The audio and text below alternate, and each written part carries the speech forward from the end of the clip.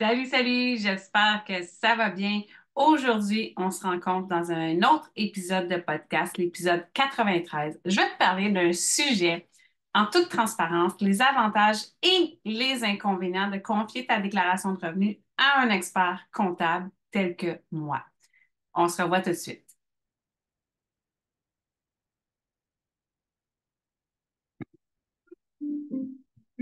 Hello, hello, bienvenue dans Sayab Tabiz. Tu l'attendais, enfin un retour du podcast qui te fait vibrer tes chiffres, qui t'envoûte avec des déductions, qui te guide vers ta réussite financière. Je suis heureuse de t'accueillir. Ici Audrey, aka la diva des chiffres, comptable passionnée qui manie les calculs avec élégance et précision. En ma compagnie, tu vas découvrir les secrets les mieux gardés de la comptabilité, les subtilités fiscales qui peuvent changer la donne et les astuces pour gérer mieux tes finances, tant entreprise que pour ta vie personnelle. Chaque semaine, on va décortiquer ensemble des sujets essentiels tels que la gestion comptable d'entreprise, les stratégies d'optimisation fiscale, les conseils pour augmenter tes bénéfices et bien plus encore. C'est avec un très grand plaisir que je te souhaite la bienvenue.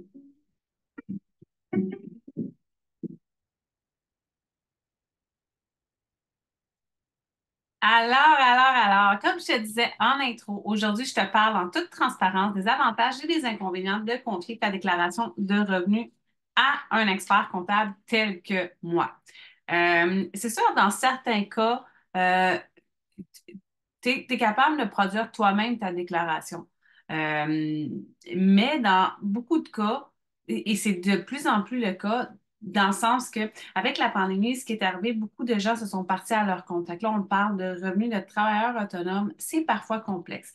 Tu sais, exemple, cette semaine, j'ai eu une travailleuse autonome que j'ai fait sa déclaration d'impôt qui, elle, la faisait elle-même, mais cette année, elle sentait que ça semblait de plus en plus compliqué et effectivement, c'était compliqué parce qu'il y avait des erreurs dans le sens, dans ce que elle, la façon qu'elle m'avait fait sa comptabilité, sa tenue de livre, il y avait des erreurs si elle produisait sa déclaration de revenus telle qu'elle. Donc, c'est toujours important de faire appel à un expert comptable. Pourquoi confier ta déclaration de revenus à un expert comptable? Dans l'épisode, on va parler en détail du délicat monde de la fiscalité pour explorer les avantages et inconvénients de confier ta déclaration de revenus à un expert comptable.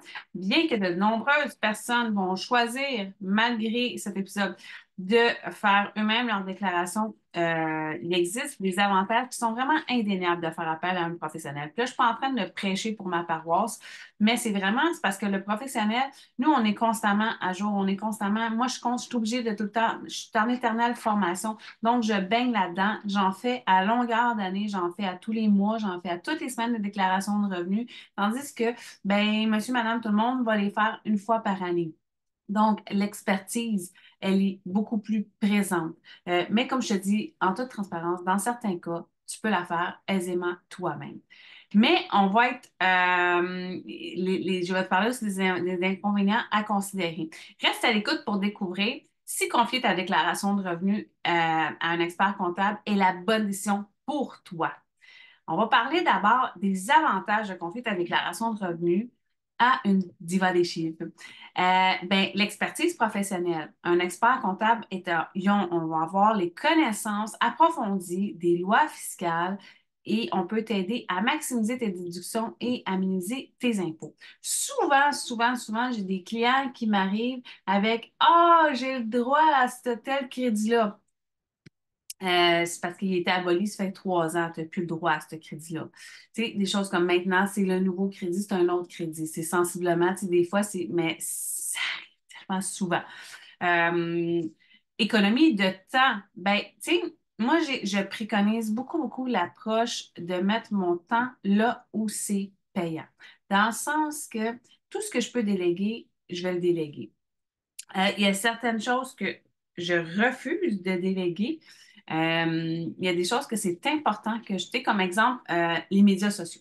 Les médias sociaux, oui, j'en délègue une grosse partie à mon adjointe, mais il y en a une grosse partie que c'est moi qui fais. Pourquoi? Parce que mon adjointe n'a pas mon expertise. Fait que c'est sûr que ça ne vient jamais remplacer l'expertise. Mais là où est-ce que je peux sauver du temps, je vais lui donner des tâches que je peux lui donner en masse. Tu sais, comme la semaine passée, j'ai tout travaillé sur des trucs que je voulais qu'elle fasse. Je lui ai envoyé, je lui ai dit, est-ce que tu peux me faire une belle liste au propre? Tu sais, me mettre, tu sais, mettre un petit peu de, tu sais, mettre mon brand dans mon fouillis. Puis c'est ce qu'elle fait. Fait que, tu sais, c'est pendant ce temps-là, moi, j'économise du temps parce que oui, je suis très bien capable de faire une mise en page d'un document, de mettre mon logo, mettre mon site web, mettre ci, mettre ça cute, mettre des petites animations. Je suis capable de faire ça. Mais je vais économiser de mon temps en lui déléguant. Pendant ce temps-là, moi, je fais autre chose qui est beaucoup plus rentable. C'est la même chose pour toi. Est-ce que faire ta déclaration d'impôt te donne envie de vomir ou tu es tout énervé? Si tu as envie de vomir, délègue. Délègue, tu vas économiser du temps, des boutons, du stress, puis plein de choses. Donc, confier ta déclaration de revenus à un expert va te permettre de gagner ton temps et le temps est de plus en plus précieux, surtout si ta situation fiscale est complexe. Réduction du stress. En laissant un professionnel s'occuper de tes impôts, tu peux éviter le stress, l'anxiété associée au processus de déclaration de revenus parce que, tu sais, pour moi qui en fais à toutes les semaines, à longueur d'année, c'est pas une tâche qui est complexe. Mais pour toi, c'est complexe, donc ça peut être anxiogène et te causer beaucoup de stress. Donc, c'est ça. Puis aussi, éviter les erreurs. C'est sûr et certain que moi, le conseil numéro un que je vais donner à mes clients, c'est de ne pas changer de comptable à chaque année. Quand tu fais ça, le comptable ne peut pas te connaître, tandis que d'une année à l'autre, il connaît ta situation. Moi, mes clients, là, s'ils viennent me parler, la plupart ils sont dans soit mon groupe Facebook où ils viennent me parler, ils m'écrivent, ils m'appellent, on se rencontre, des choses comme ça. Fait que, tu sais, je connais leur situation. Fait en connaissant leur situation, ben, je suis capable de leur apporter des conseils qui vont être beaucoup plus appropriés pour eux. Donc, voilà. Fait que c'est sûr que, tu sais, la réduction des erreurs, ça ne veut pas dire que parce que tu confies à un expert comptable qu'il n'y aura pas d'erreur. Lui, ce que ça veut dire, c'est que selon les informations que tu vas lui transmettre, il n'est pas supposé avoir d'erreur, techniquement. Une planification fiscale avancée, moi, j'adore ça. J'adore conseiller mes clients. J'adore quand je vois un client qui va payer qu'un impôt à payer ou qui aurait un potentiel d'aller chercher un meilleur remboursement d'impôt, je vais lui dire, je vais lui transmettre l'information, je vais le guider. Puis, tu sais, des fois, moi, ce que j'aime beaucoup, c'est la transparence. Exemple, toutes les personnes qui sont avec les jeunes familles, avec des enfants, qui reçoivent des allocations familiales, bien, ça serait avantageux pour eux de maximiser leur cotisation réelle. Pourquoi? Parce que le calcul des allocations familiales se fait sur le revenu familial net. La cotisation réelle vient diminuer le revenu net. Fait que c'est sûr que c'est avantageux. Mais est-ce que c'est réaliste pour une famille de mettre de l'argent dans son REER? C'est là qu'il faut vraiment se poser la question puis voir sa façon de consommer. C'est ce que j'interroge toujours.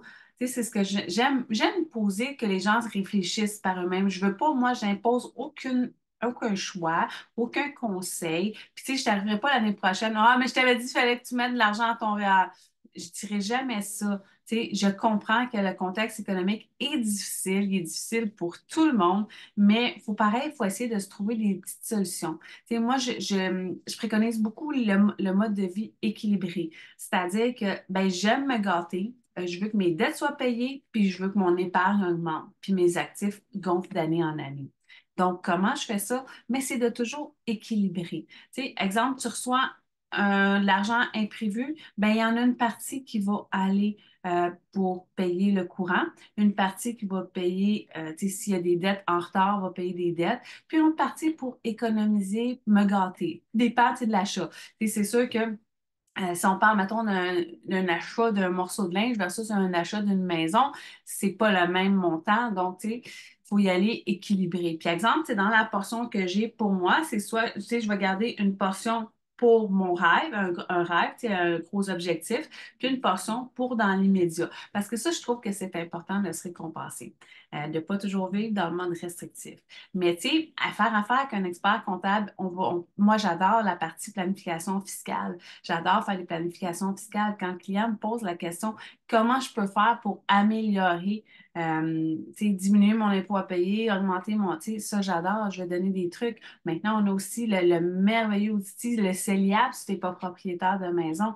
Si tu ne connais pas ça, informe-toi auprès de ton institution financière. C'est vraiment génial, le CELIAP. Tout le monde devrait en avoir. Tout le monde qui n'est pas propriétaire devrait s'ouvrir un CELIAP. Parce que, on le sait, avec le gouvernement, ils sortent une mesure, ça ne veut pas dire que la mesure va toujours être là, tout simplement.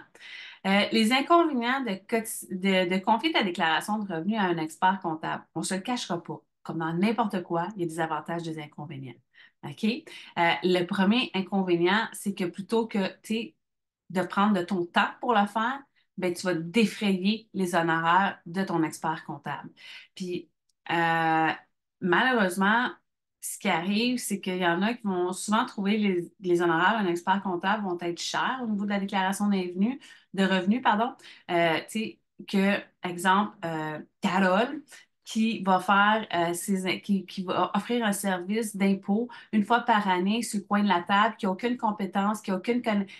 Sa seule connaissance, c'est elle aime ça, genre faire ça, puis elle, ça lui permet d'aller chercher un revenu d'appoint.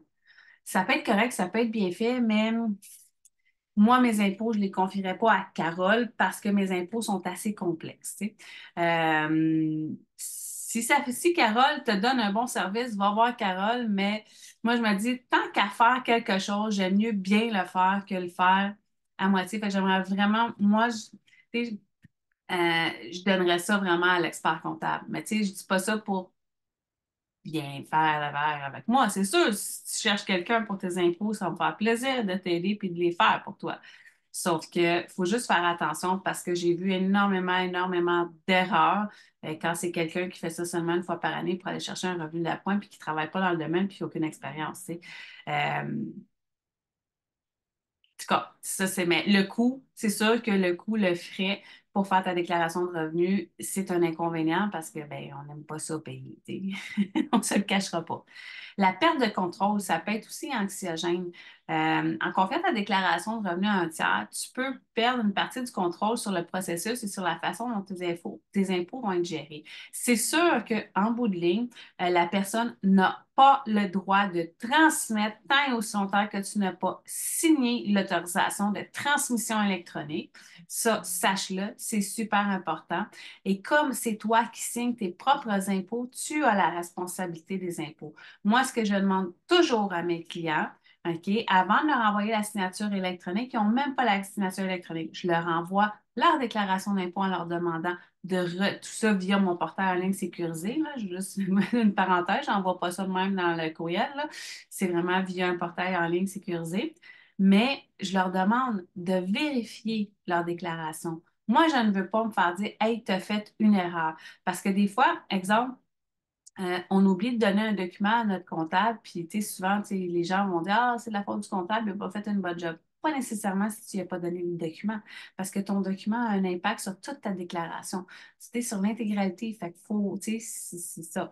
Mais des fois, il y a certaines personnes que de déléguer, ça devient anxieux parce qu'ils perdent le contrôle. Mais techniquement, c'est pour une bonne cause, c'est pour aller maximiser ton remboursement, minimiser ton impôt à payer. Donc, tu sais, il faut le voir de cette façon-là. Si ça te stresse trop, c'est peut-être parce que tu n'as pas confiance en la personne en qui tu confies tes impôts. La communication limitée, ça, c'est quelque chose qui revient tout le temps, tout le temps, tout le temps. Les gens me disent qu'ils n'ont pas moyen d'avoir accès à leur comptable. Moi, c'est ça, tu sais, que ce que je leur dis tout le temps, puis je te le dis aussi ici, en toute transparence, en période d'impôt, c'est difficile pour nous de faire le suivi de tout parce que, ben, on est sollicité de tous les bords, tous les côtés. Tu sais, on va se le dire, tout le monde nous veut, tout le monde veut nous parler, tout le monde a des questions. On se fait appeler, on se fait envoyer des messengers, Instagram, TikTok, ah ouais, le courriel, le texto, le téléphone, la boîte de toutes les barres. Le courriel personnel, j'ai aussi des demandes dans le courriel personnel, d'autres dans le courriel pro. J'en ai de toutes les barres. Perso, j'ai une application sur mon téléphone. Quand c'est trop, tu reçois un message automatique m'envoyer un courriel. En temps des impôts, je centralise beaucoup. Euh, Moi, honnêtement, tu sais, j'ai des clients, exemple, qui vont me demander une stratégie fiscale un petit peu plus poussée que des conseils quand ils m'appellent seulement. Et ces clients-là, je vais leur dire, ben écoute, À partir de la mi-mai, on pourra se rencontrer, se faire un Zoom sans jaser. Rappelle-moi, ou au courant de l'année, si tu as des petites décisions à prendre, n'hésite pas, appelle-moi. C'est ce que je vais leur dire plutôt que de ne pas répondre. Moi, tu sais, je suis quelqu'un de transparent ou, tu sais, gars, j'ai pas le temps, je te fais ça tantôt ou, tu sais, je le fais demain, après-demain, la semaine prochaine, limite. J'aime mieux le dire plutôt que de laisser la personne dans le néant. Mais moi, je sais que ce n'est pas la majorité. Souvent, les comptables, malheureusement, ne répondent même pas. C'est- c'est- On est aussi en pénurie de main-d'œuvre en comptabilité. C'est difficile d'engager des gens compétents. Je sais, je le vis, ça fait euh, plusieurs années que j'ai beaucoup de difficultés parce que tout le monde veut travailler à distance de la maison, mais moi, je trouve que le domaine de la comptabilité, ça peut être fait à certains niveaux, mais je trouve ça un petit peu complexe là-dessus, là, la gestion des employés à distance là, par rapport dans le domaine de la comptabilité, parce que des fois, c'est plus simple. Parce que, comme tu sais, regarde, meilleur motif pourquoi c'est plus simple en présentiel. J'ai su ça hier. Donc, tu sais, c'est ça qui fait que dans mon domaine, moi, je préfère le présentiel que le à distance parce que sinon, je me retrouve, je fais juste de la numérisation de papier. Tu sais, c'est comme je rentabilise pas mon expertise du tout là, à scanner des papiers.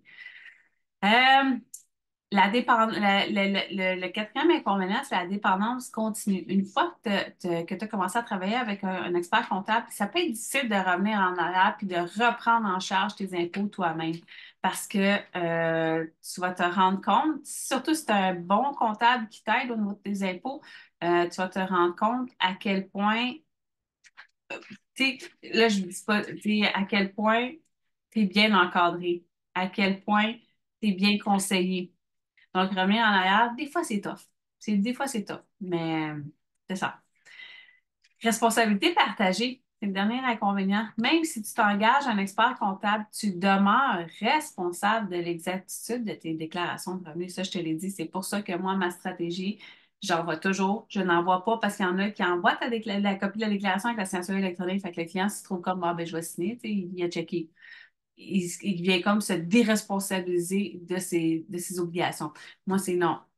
Je veux que tu relis, que tu vérifies, puis après, je vais t'envoyer la signature électronique. That's it. En conclusion, faire le bon choix pour tes impôts. La décision de confier ta déclaration de revenus à un expert comptable, elle est très personnelle et dépend de nombreux facteurs, y compris ta situation financière et ton niveau de confort avec les impôts et les besoins spécifiques en matière de services fiscaux. Avant de prendre une décision, prends le temps de peser le pour, le contre, des avantages et inconvénients, puis assure-toi de choisir un expert comptable de confiance. Lien en description pour un appel découverte. Quelle que soit ta décision, l'objectif est de t'assurer que tes impôts sont gérés de manière efficace et conforme à la loi. N'hésite pas si tu as besoin d'aide au niveau de ta déclaration de revenus des particuliers, travailleurs autonomes, revenus de location, garderie, incorporation. Écris-moi, ça va me faire plaisir de t'aider et d'y répondre. Sur ce, on se revoit la semaine prochaine.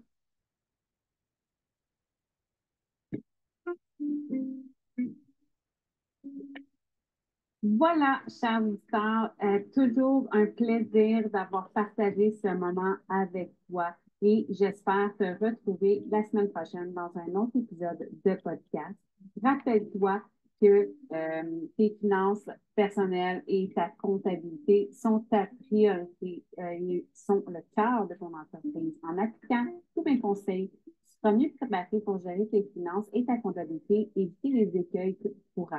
Et merci de m'avoir rejoint. On se retrouve bientôt pour encore plus de conseils financiers et comptables. Prenez soin de ton entreprise et à bientôt.